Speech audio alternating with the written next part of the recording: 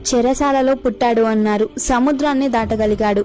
6 రోజుల పిల్లవాడు అన్నారు, అసురుల పాలిట యముడయ్యాడు. గోవుల సంరక్షకుడుగానే ఉండగలడు అన్నారు, గోవర్ధనగిరిని చిటికెన వేలితో ఎత్తాడు. పిరికివాడు అన్నారు, పాము పడగలపై నృత్యమాడాడు. వెర్రిగా మన్నును తింటాడు అన్నారు, విశ్వాన్ని మొత్తం నోట్లో దాచగలిగాడు. ఒట్టి అల్లరివాడు అన్నారు, ఆడదాని గౌరవాన్ని చరిత్ర చూసేలా చేశాడు. ప్రేమలో ఓడిపోయాడు అన్నారు, కానీ ప్రేమనే గెలిచి చూపాడు. నల్లని వాడన్నారు, నీలి మేఘశ్యాముడయ్యాడు. కత్తి పట్టలేడు అన్నారు, కానీ జగన్నాటక సూత్రధారి అయ్యాడు. తెలివిలేని వాడు అన్నారు, తెగిస్తే సమస్త లోకం హడలిపడింది. స్త్రీ అంటే గౌరవం లేదు అన్నారు, శాపాన్ని మాత్రం మౌనంగా స్వీకరించాడు. యుద్ధ భూమిలో శూన్యం అన్నారు, సుదర్శన చక్రాన్ని తిప్పితే సూర్యుడే మబ్బుబారాడు. రణరంగంలో సామర్థ్యం లేదు అన్నారు, రథసారథై సత్తా చూపాడు. ఆఖరి ప్రశ్న, నువ్వు ఎవరు అంటే, అర్జున, నేను సమస్త లోకానికి గురువు. రాబోయే కాలానికి కర్మనవుతా, రక్షకుడిని అవుతా, అధర్మం పట్ల అసురుడిని అవుతా. ధర్మ సంస్థాపనకై దశావతారాల్లో 8వ అవతారం ధరించిన శ్రీకృష్ణ పరమాత్ముణ్ణి నేను.